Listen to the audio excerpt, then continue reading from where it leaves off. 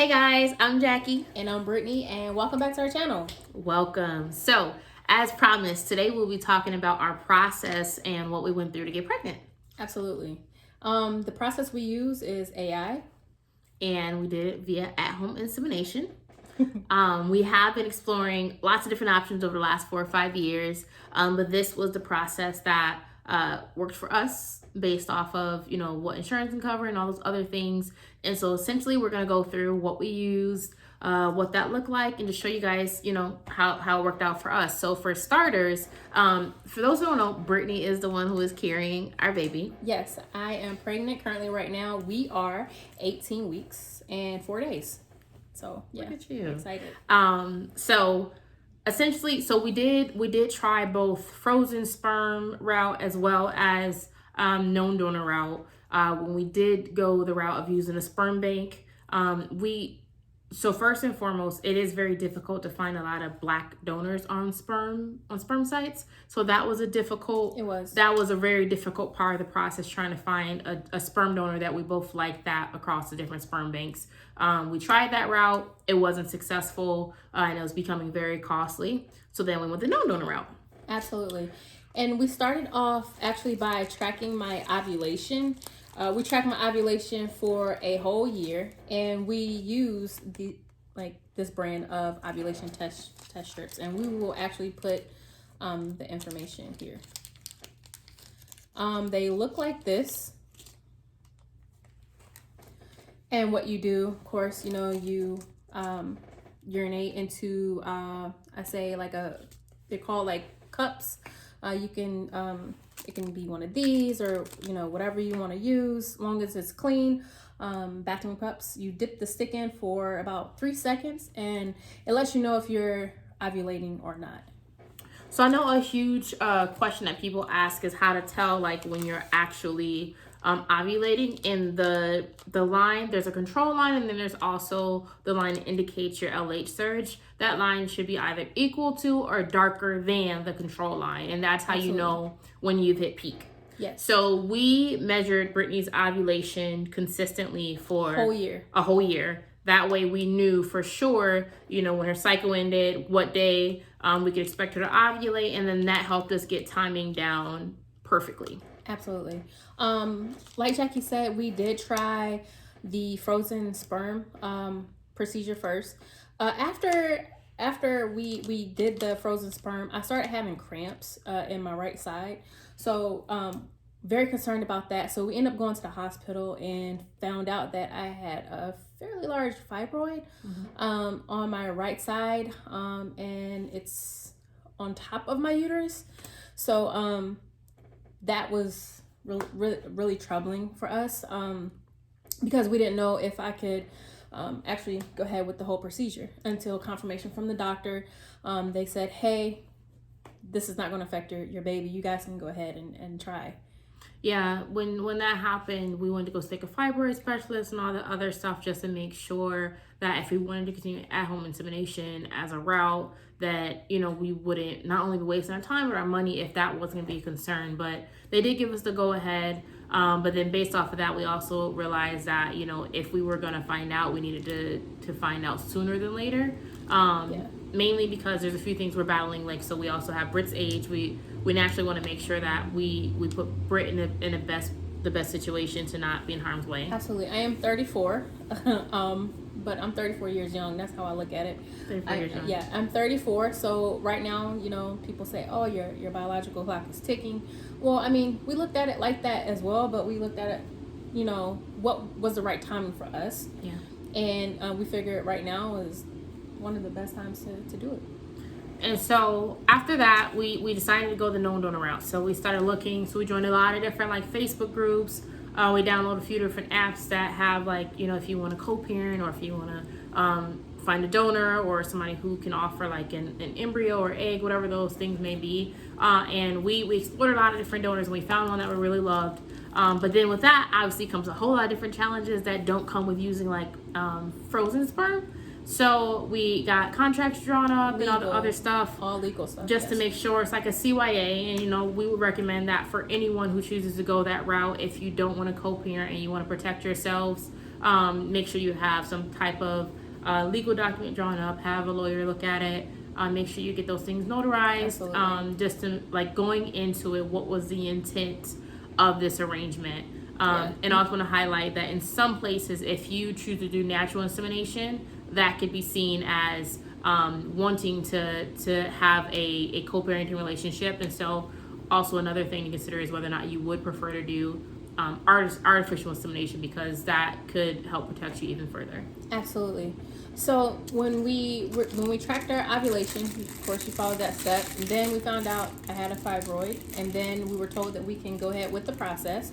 So like Jackie just explained, we did go and continue on the process with a known donor. And through that process, the process was we we met our donor. Very, very nice man. I mean, very amazing. I can't even like describe how much he reminds me of both of us combined as one. Okay. And the process of that. So what we did is essentially we got a cup like this for him to put his ejaculation into, and that is where he then from there sterile. Please, it's a sterile cup. It is sterile. We just took it out the wrapper. You can get these on Amazon. You can get about 6 in a pack for next to nothing, about $7. So I mean, it's really, really great prices for these. But make sure it is sterile and it comes into a pack. Yeah, I literally just opened it. It says sterile fluid pathway only. So the reason why it's important to get sterile is because you don't want to have anything interfere with the sperm that's entered into this cup. And we gave it to him with it in the package unopened for him to open and then utilize. We also gave a pair of gloves so that way he was handling it also in a sterile way. Absolutely. And after he physically went into the cup, he then also handled the next step of the process as well. And also, guys, I would say during trying to get pregnant, Amazon is your friend, because you can get a lot of stuff on Amazon that you need that can actually help you. I don't know if you guys ever heard of the Mosey. The Mosey is a great product that's used, and they also include one of these. Except we did not use Mosey. We actually got a pack of these, which they're also sterile. I just took this out the pack. We're not going to use this. But you get a pack of these. I think it's like 3 that comes in here. Yes, 3. And like literally, they're all sterile. And I think those are like, I think that's technically like a lube applicator or something. It is, but it's the same thing that Mosey used. Similar shape. We can't really speak to the quality of Mosey, but we can say that we did successfully use this. It has a tip on it. We didn't use this one. We used we used and it has like this, and you can pull it up and down or whatever, and you see the rounded tip. So absolutely. But yeah, this is what we use. And the reason why we use this type is because it's a round tip. It doesn't have like the jagged tip, which can actually hurt. We tried that one also during the and it did not feel comfortable. It's very, very kind of jagged compared to this, the roundness compared to this. And these are also sterile. Yes. So we got these off Amazon also, just in case we wanted. I mean, we ordered so much just for backup. So when he did go in the cup, he used this syringe to pull it into here, and then he left this on the counter for us to inseminate into Brittany. And so Brittany also explored, and I also explored. So some people choose to do either a syringe and soft cup, or they go directly into the soft cup.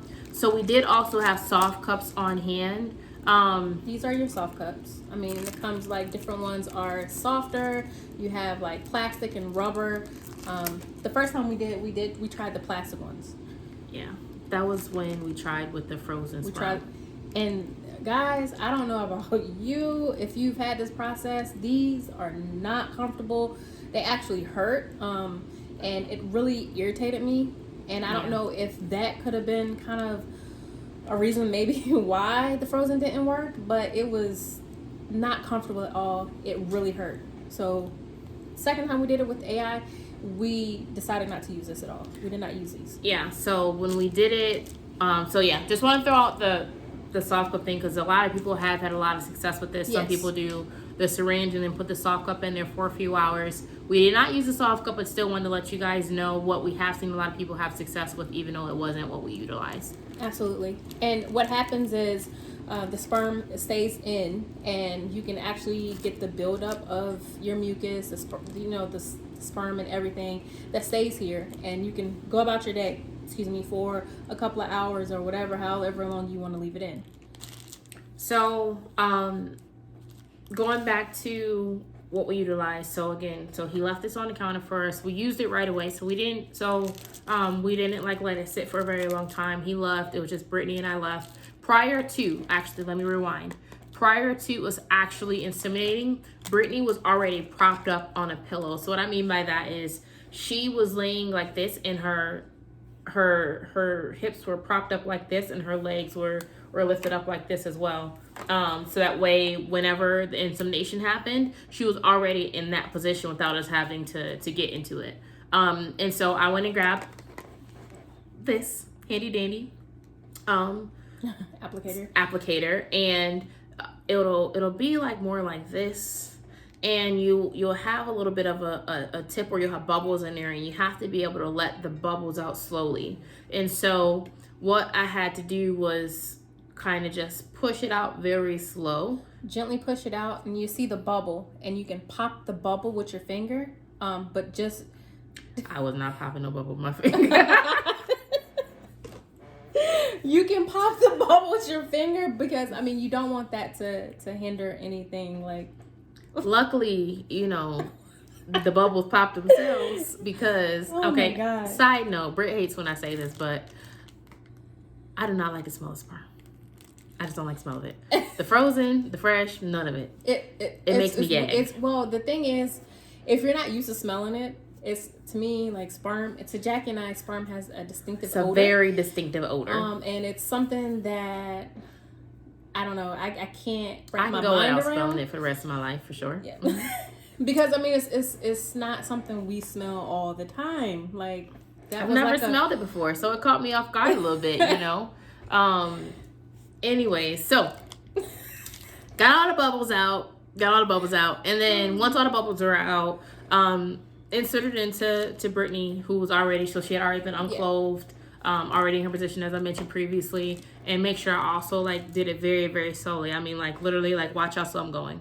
Do not rush it in, because what happens, it will come out. And not only that, you can destroy the sperm. Exactly. So I just want you to see how slow I'm going. This is literally how slow I was inserting it, because one thing we didn't want to happen is that if you think about if you push it in too fast, it might come back out because of the pressure. Absolutely. And so we did it until all of it was completely out. And then I left it in for maybe 5 to 10 seconds just to make sure that it was all out. And then I pulled it out very slowly. And then Brittany kept her legs propped up. I made sure she was comfortable. 2 hours. She kept her legs propped up for 2 hours in that position. And I laid next to her to make sure she wasn't bored or anything. Gave her a book, computer, all the other stuff. I was literally doing work propped up on a pillow. I mean, and then I fell asleep. Mm-hmm. But yeah, 2 hours. They say you don't have to wait that long, and some people go longer hours with it. No. Yeah, and we did it twice too. So we did it twice. We did it. She hit peak. We did it one time around the time peak. So we already knew when she was going to hit peak based off of us tracking for a year. So we did it on the first day of peak within.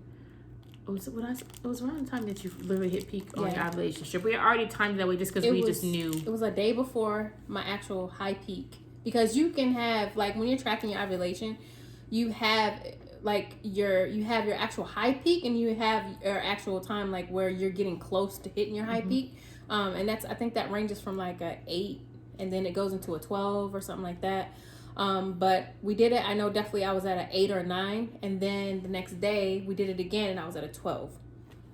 So we did it about 24 hours apart, so we did it on a Brit ovulation. She had her high peak either sometime Saturday night, Sunday morning, But so we did it on Saturday and then we did it again on Sunday afternoon. We had the option to do it again on Monday, but typically fresh sperm lasts anywhere between 3 to 5 days on average.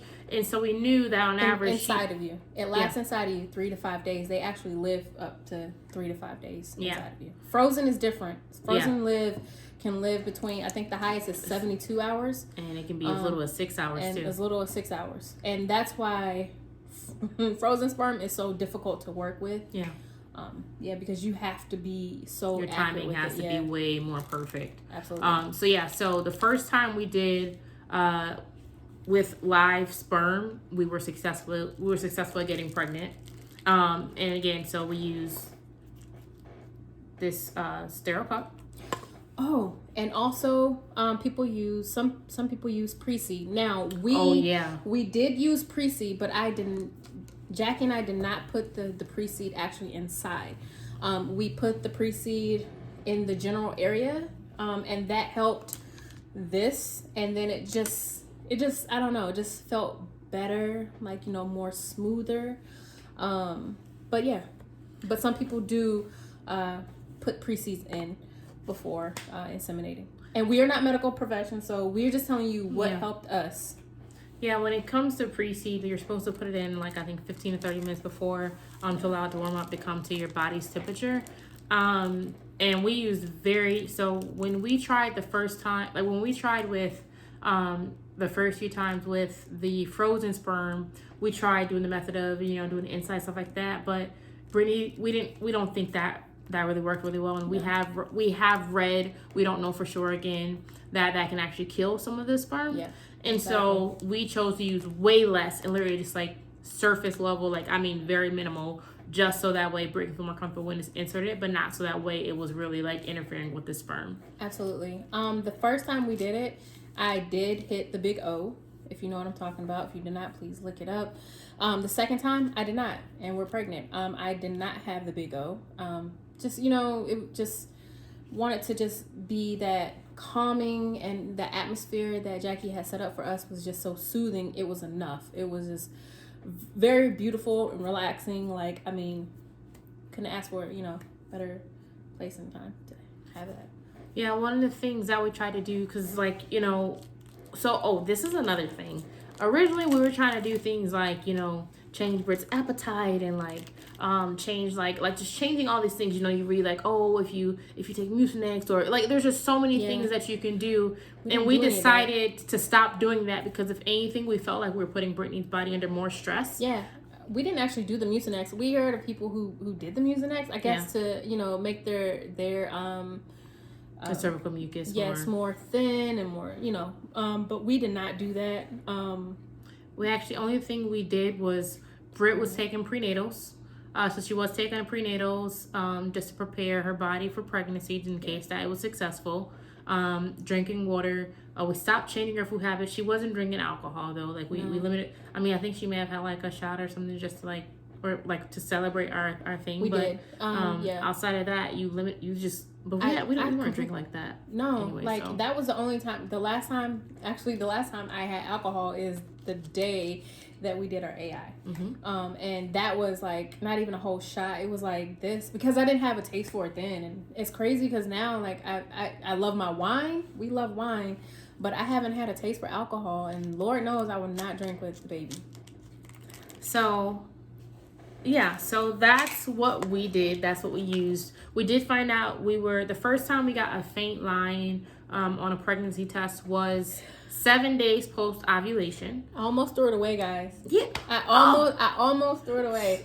I got so almost upset. You did. Actually, you did. I had to go diving in the trash. Yeah, I threw it away because I was getting discouraged, because I was like, oh, come on, we did this one time, it didn't work with the frozen, now this, why is this not working? And I didn't even take the time for it to actually process, so I just and I threw it. So Brittany is very impatient when it came to these pregnancy tests, because she was tossing them before the time specified on a pregnancy test. But 8 days post ovulation, we got another faint line, which is called DPO. Oh yeah, so when you hear people say 8 DPO, 9 DPO, stuff like that, means days after when you ovulated. And so 8 days post ovulation, we actually got a little more of a distinct line. We're like, is this real? So Jackie went out and Jackie bought like a whole lot. 10 packs of, I mean, it was just like, she came in and she's like, I got them all. I'm like, what do you mean you got them all? I bought them all. I cleared like, the shelf. I got every single pregnancy test. I'm like, we're gonna find out today. Yeah. So, and we literally sat there and took almost all of them. And then, so once we saw, well, okay, well, we're gonna keep testing until, the day of the missed period, because everybody doesn't necessarily get a positive at 8 DPO. Some people don't get it until 10 to 12, 14, 15, Some people 16. get it early at 7. Yeah. So typically, a lot of people don't get it until your day of your missed period, which is typically like that day 14. Yeah. But we got it on day 7 and day 8. Yeah. We tested it every single day until the day after the missed period. So right now we have a box of about 12, 13 positive pregnancy tests. Because we just want to know it was real. Like, it was something we've been wanting for years. So the different pregnancy tests that we used was Clear Blue. We used the electronic one, and we also used the digital dipstick one. Yeah. And we also used a so if you buy the ovulation, if you buy the ovulation kit, it'll come with a few pregnancy tests in here too. So we also did some non-digital ones, and this is what it looked like. So we also used some of these in addition to we used Equate brand. We tried those. We tried what's the blue ones called? Equate. Oh, equal. I don't know. It was. We'll put some pictures of guys. It was so many that we used. A lot. Like, just went out about all. But we confirmed it, and so then when we did finally call, the doctor, like, hey, I'm like, we got about 12, 14. She's like, well, we're pretty sure you're pregnant. Yeah. Then. So that was our process. That's what we used. So, boom. Oh, that's the pregnancy test. This ovulation strip. Yes. And once again, we did not use a soft cup. We just used the syringe. So, these are the things that got us here. Yeah. And so I can officially say I got my wife pregnant. It wasn't. I mean, this process, it wasn't hard at all. I think, so you guys know, it takes a lot of patience. And just, if it's not working the first time, I know it's easier said because I got discouraged, but don't get discouraged. Keep going. Make sure the most important thing is that you guys track your ovulation. It's so important to track your ovulation because if you do not have your ovulation on track, and maybe if your periods are off and so forth, like, you have to get that stuff in order like to track your ovulation and stuff like that. Yeah. And I don't know, it's a very surreal feeling when you do get that positive. It makes it all worth it, all the stress. It is. Because I won't pretend like the process was like easy as in like stress free. There was a lot of stress and anxiety that comes with it. So much stress. And even like that, they call the 2-week wait, or sometimes you'll see people say TWW. And that 2-week wait is real, and that's why Brittany started testing at like 1 day post ovulation, which isn't even enough time for I don't know why I did it. The sperm and egg to do their little dance. It eased my mind. I did not have any implantation bleeding. Mm-mm. We didn't have that. Some women experienced that. We didn't have that. You did start experiencing some cramping the moment I did, but that's typically, I know when I ovulate because it's kind of clockwork for me. Mm-hmm. Every time I ovulated, I would have a pain. My right or left side? Your right side. Yeah, my right side. I would have like a little. It was pain. I was like, okay, so I'm ovulating. That's how I knew. That's also how we knew the number of days after ovulation, because like clockwork. So if you are tracking, you'll start noticing those signs and symptoms. You notice like whether it's like the egg yolk consistency of your discharge. Yeah. Oh man. Those little things, when you start tracking them, you'll know. Like Brittany could tell you, like, hey, my cervix is sitting high, my cervix is sitting low. You can test all those things. Like we didn't do the whole basal body temperature thing. We did not. We did not test the temperature. And I just felt like that wasn't needed, because we knew we had, like I said, we've been tracking for a whole year. We knew the consistency of our mucus and our surface mucus and stuff like that. So we knew we didn't have to do the temperature. Yeah. So if you guys have any questions about the process or you want to know anything else, I think we shared everything, but feel free to ask questions or or let us know what you think. This was how we. This isn't the only way to go about doing it, but this is how we did it.